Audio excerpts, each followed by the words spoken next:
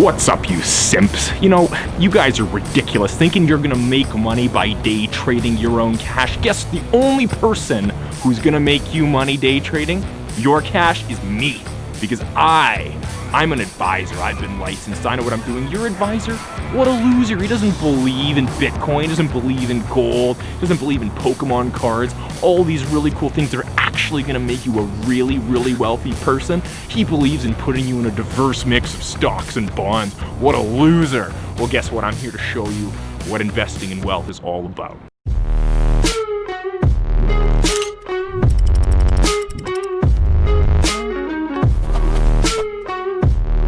Yikes, guys. So, financial advisors, you know, it's 2020, you can't live with them, you can't live without them. We're hearing all sorts of bad things about these people, movies coming out like The Wolf of Wall Street, where tons of people put their trust in a financial professional and he blows it. He absolutely blows it for everybody. Their savings is toast. They're never getting their money back. The crazy thing about being a financial advisor is that it's actually not a regulated title. Believe it or not, in Canada or in the US, you do not have to have any license or pass any exam to charge fees and call yourself a financial planner. Now, there are some credentials when some different things a financial planner can hold, like their CFP or other different license exams they've passed in order to actually distribute or make money selling you investments. But the reality of the situation is anyone can call themselves a financial planner, which really sets the bar pretty low when we're talking about the person that you go into to give your life savings to manage your investments for you. I mean, that's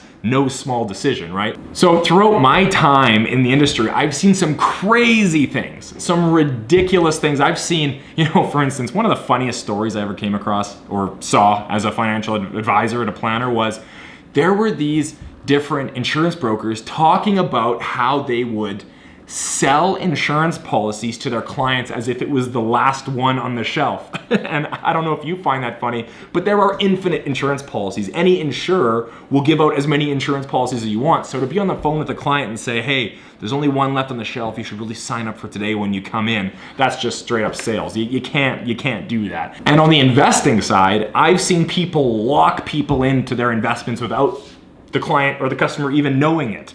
They were actually brought their, they would bring their life savings to be invested for a long period of time, and the advisor would put them in a structure that locks them into that investment for 7 years and pays them a massive upfront bonus. They would do this to retirees, they would do it to kids trying to save up for their first house, all sorts of things. So I wanna help you guys determine what should you be on the lookout for when you are interviewing a financial advisor or when you're doing your research. What is it that you should be on watch for? Here's some of the big red flags.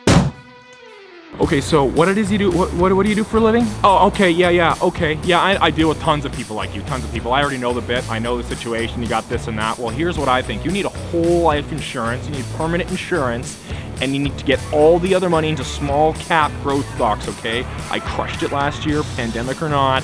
We did really well, so that's what you need. I can't tell you how many times I've seen that guy before. The guy who doesn't ask you anything about your life or where you're trying to go or about your situation.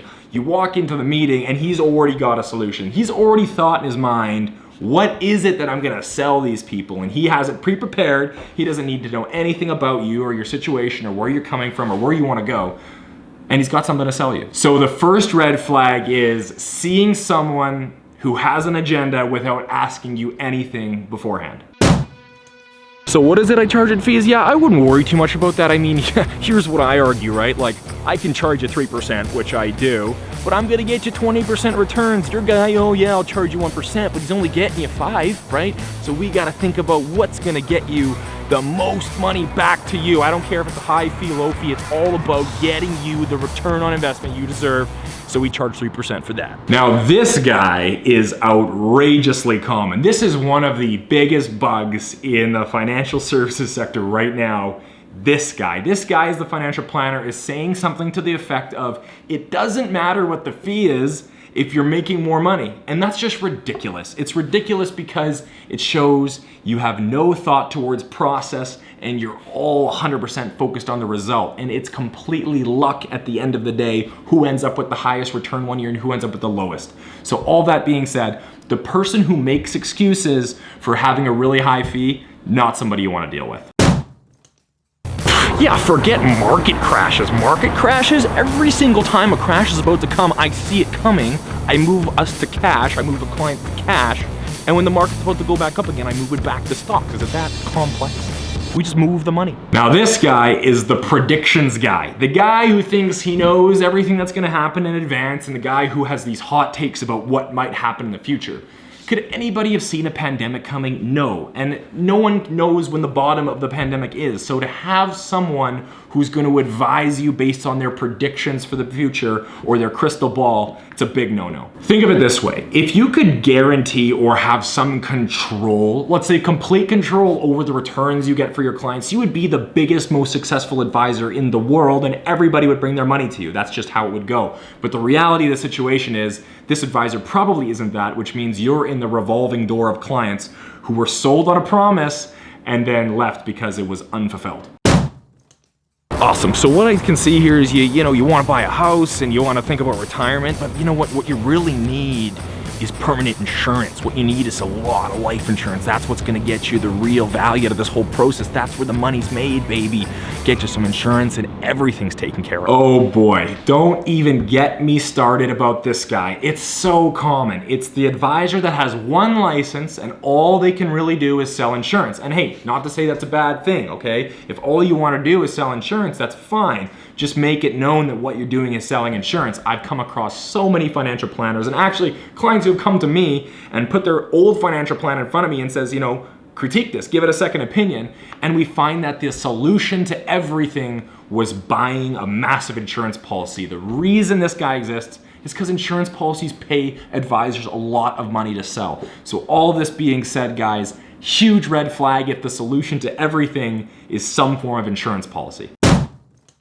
Yeah, you know what? I've really enjoyed this conversation, actually, and based on what you're telling me, I think you'd be a great candidate for being an advisor yourself. Like, if you were a financial advisor, you could make a lot of money doing this. What do you say?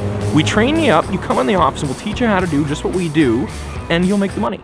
And lastly, the worst of all, and if I even needed to mention it, it's the MLM guy, the advisor who offers you a job at the end of their, this happens. I mean, people say, how would this happen where I get offered a job? A lot of financial services companies have actually resorted to multi-level marketing. They've hired advisors, and if you go through a meeting with someone who seems very personal and the client's really talking and it seems like they know a lot of people and they could be a good asset, they offer them a job to become a financial advisor, and if that advisor succeeds, they get a big bonus. So if at any point in the conversation, it almost seems like you're being offered a job, that's the biggest red flag. At that point, you don't walk out of there, you run out of there and you do whatever you need to do to find something different than that. So anyways, guys, it's a really big decision trying to find the person who is gonna help you and advise you on the money and the goals and the objectives and the financial assets you're gonna have for the rest of your life. It's a big decision, right? So you wanna make it intelligently. And I think one of the biggest things you can do is you can find somebody that you trust. I mean, that's the easiest way to go about this, is to find someone you have a great relationship with and someone you can really trust. And if they check off the boxes and they don't have any of these 5 red flags, you've probably got 80% of your work cut out. So thank you so much for watching this video. I hope you learned a thing or two. If you guys have any other comments, or if you have any other horror stories about interviewing a financial advisor or hearing something an advisor said, I would love to hear that. I'd love to have a discussion with you in the comments, but hit like, hit subscribe, and turn on those post notifications for more videos just like this one every single week. Until next time.